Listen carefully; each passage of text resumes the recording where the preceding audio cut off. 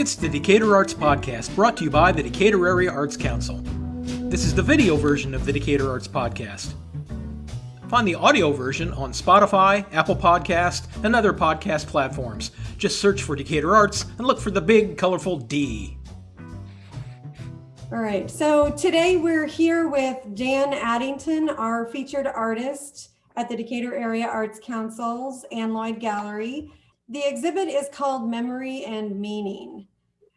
Dan is an artist from Chicago, but can you give us some of your background? Where are you from originally? Yeah, I was born in Colorado, in Denver, and grew up on the western side of Colorado, near Grand Junction, little town called Fruita for a while. But then I also lived in a few different places in Colorado, and I mean, we moved around a lot. So I lived in Montana. We lived in Alaska for a little while. And then as my parents' started to get older, they wanted to be near them. They were originally from Iowa and resettled in Colorado. So my parents, so we came back to the Midwest, and I finished up high school and did college in Iowa, and then grad school at Illinois State, and that was just a stone's throw from Chicago. So I just came up here afterwards. And so what was it, was there any one thing that made you want to study art? Boy, yeah, great question. It seemed like almost inevitable for me. So I got distracted during, I guess, my high school and college years.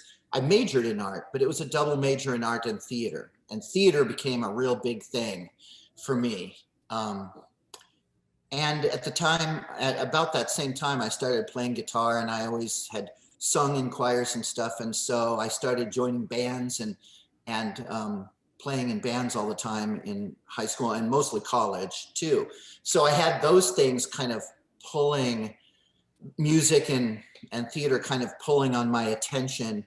And at that age, you know, those were very collaborative things. And sitting alone in the studio was really challenging for me when I preferred to be, you know, working with other people and collaborating and all of that. So that kind of got me through those early years. But then in grad school, I just, you know, I had to, all that time I was still making art. So in grad school, I just kind of had realized that I'm going to have to focus on something. And when I thought about how did I want to live the rest of my life, I guess I just felt like I had started doing art before I could even remember. And that's kind of how I wanted to continue. And I didn't really see myself as continuing and being an actor or being a musician. But I mean, I still play music with people all the time. So that's like, you know, my little side thing to blow off steam. It's good for the soul. Yeah, right. Very good. So when you started kind of getting more serious about the visual arts, did you start off in figural work, or did you explore other things? Yeah, I remember in junior high and high school carrying sketch pads with me all the time. And actually probably more in junior high, like 6th grade, 7th grade, 8th grade. I just remember always drawing people. Whenever we'd go to a restaurant, I'd have 3 or 4 more pages of the people sitting near our table. And every time and sometimes I would, I remember I had a friend who was a really good draftsman too at my age. And we would go to a college. We would bike over to the college campus that was in our town and go to the library there. And sometimes it was to look at art books and stuff, but most of the time we would sit close to college students, and because they were holding still, studying, and we'd sit and draw them. So that was a weird, I don't really remember. I mean, I just now remembered that, but that was a big activity at the time. So yeah, I love to draw people. The figurative element, while my paintings now aren't necessarily portraits. Right. That figurative element probably even sprung from my love of comic books as a little kid, and learning, about anatomy through that, through all those superhero drawings and stuff. Right. And what medium so you were drawing, in Yeah. pencil and whatever, but when you began to paint, did you start in acrylics or oils or? Yeah.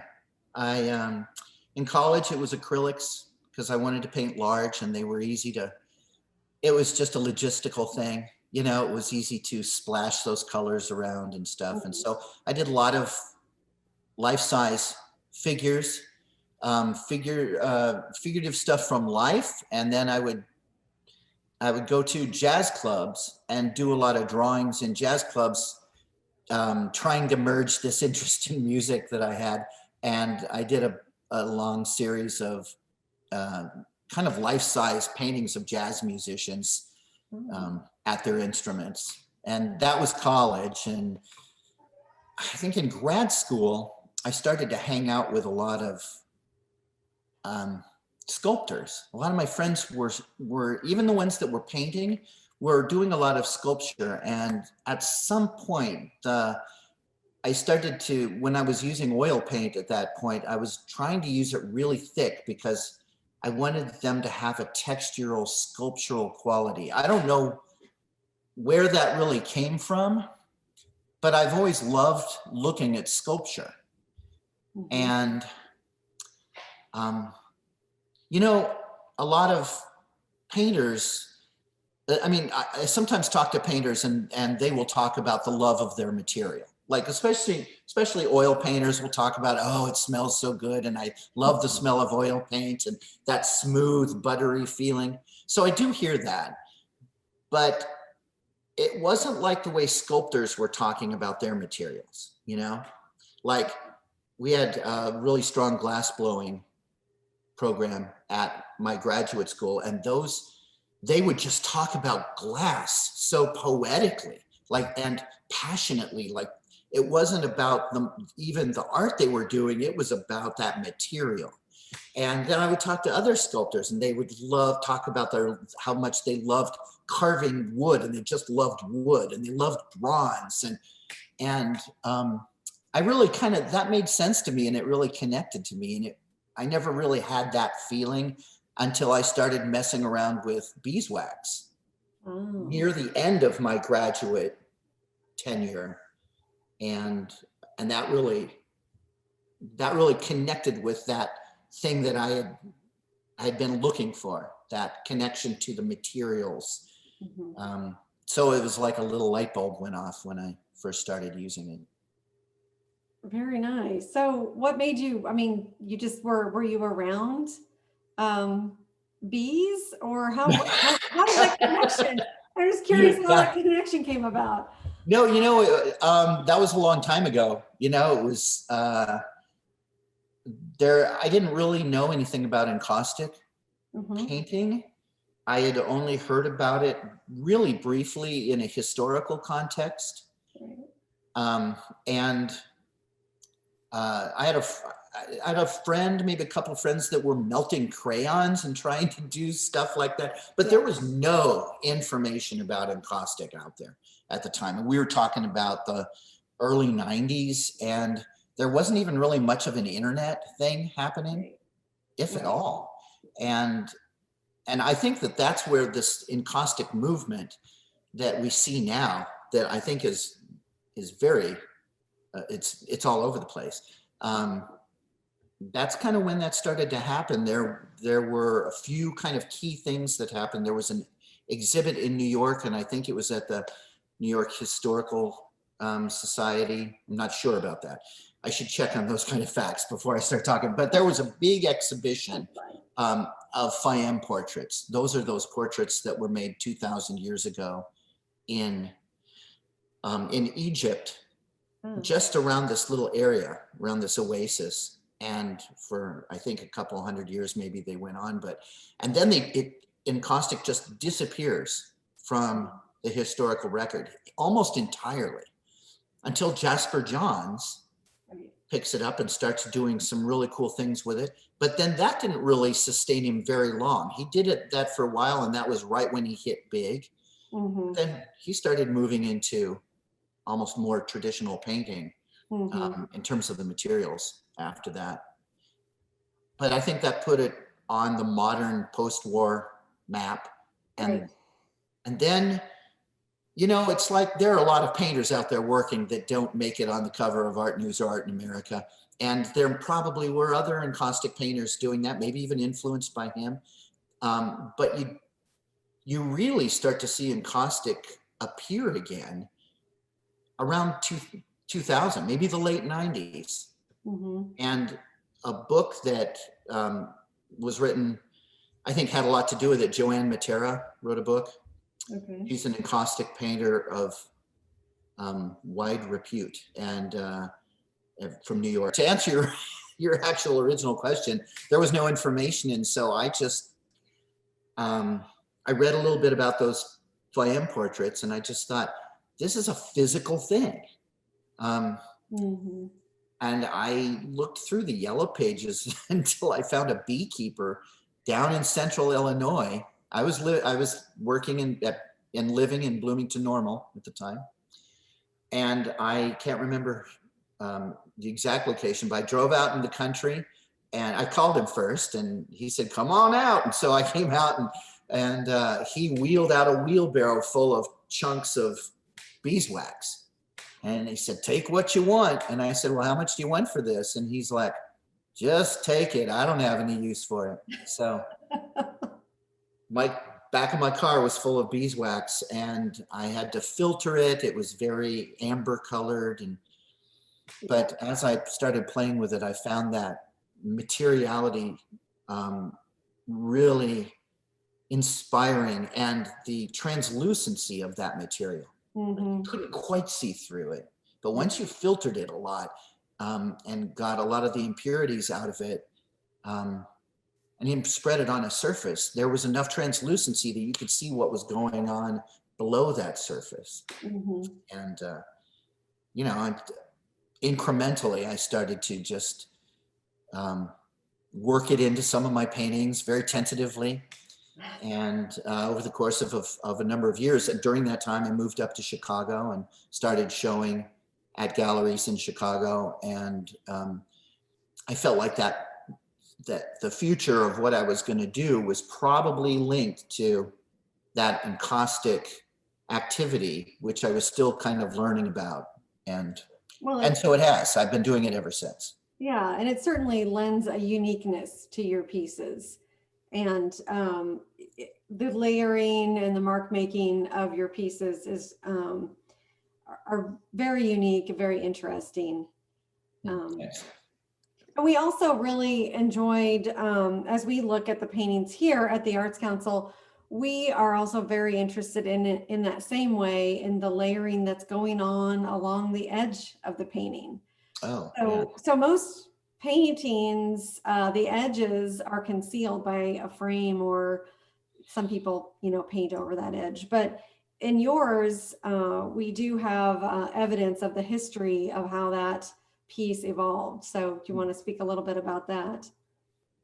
I was working on, I think, 10 by 14 sized panels, and a lot of encaustic painters start working that size, and sometimes that's always what they do. It's rare to see encaustic painting larger than maybe a 24-inch panel, because it's hard to manage an encaustic painting. There's a lot going on, and especially if you're trying to keep the beeswax warm. So you're painting, you're working flat usually, and you're painting in layers, and then you've got to fuse the top layer to the layer that's below, or else in time they'll separate and fall off, and you don't want that. So that fusing happens through like an industrial heat gun or through like a torch. I just happen to have this torch sitting here, but this is like a butane torch. You can just get it at a hardware store. I think all of my materials pretty much and tools come from hardware stores, basically. So yeah, I think when I started working big then, I saw it as a challenge. It was kind of an Everest, ahead of me. Like, well, I'm painting figures and I don't like them to kind of be easel sized. I'd love them to be the size of figures, actual human beings. And so I just built a big panel. And I remember building one or two big panels. And as I was building them, at some point, I guess I just spontaneously decided to make the edges deeper because I didn't like thin panels to begin with. I had always, in fact, all through grad school, and I'd always played with the structure of paintings, putting revealing 2x2s or 2x4s on the back that were pushing the paintings out away from the wall. So it's that love of sculpture, I guess, wanting to make them 3D objects, but still wanting to make paintings. And how do I resolve that issue, So one of the ways was to just build it on a deep, on a deep structure.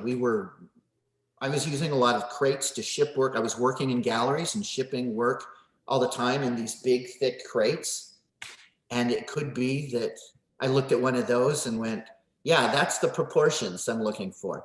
Yeah. I was also thinking that, the proportions of a mattress even, some of my largest pieces are like the size of, a single mattress. And that makes sense because a human body just fits right on that. They're made for those proportions. And those deep sides really force that painting into the space of the viewer, much like a sculpture would. Yeah. Yeah. They still get to hang on the wall. They still get to officially be paintings. And I've never really been interested in being a sculptor. There are a lot of people that are so much better than that than I would be. And I love the act of drawing. And even in my most painterly paintings, I think there's a lot of linear work. There's a lot of drawing that goes into it.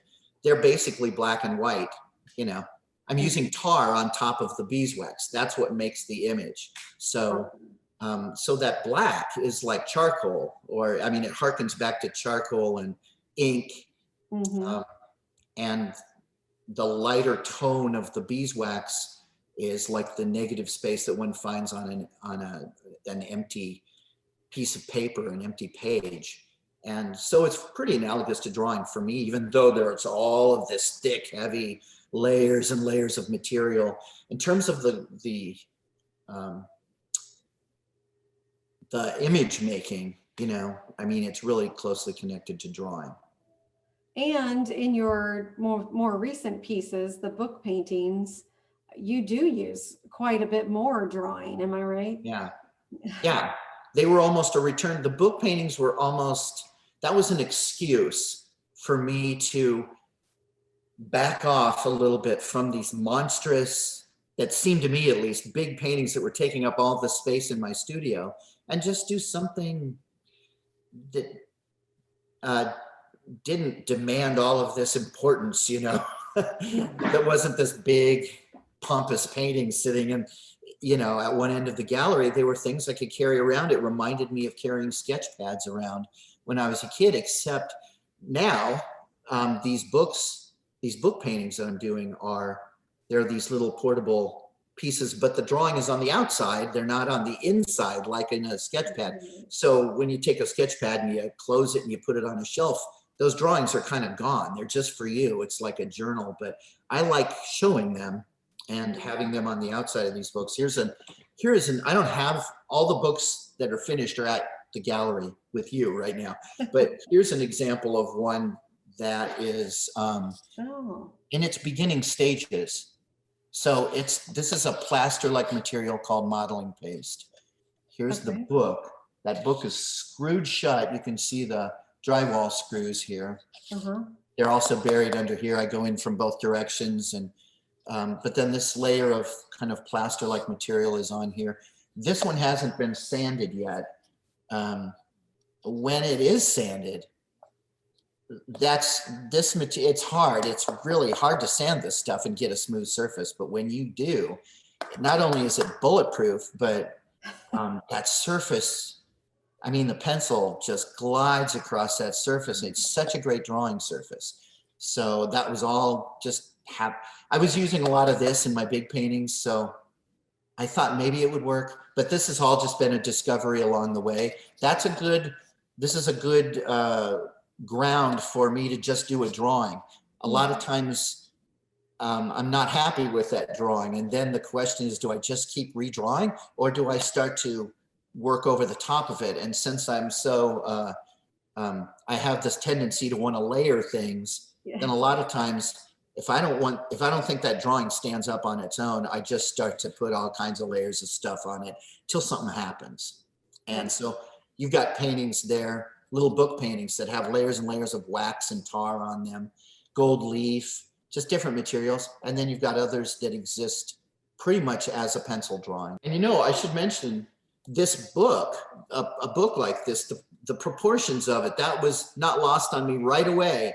I felt like the proportions of this, if you blew this up, it's the same proportions as those big paintings, really thick edges.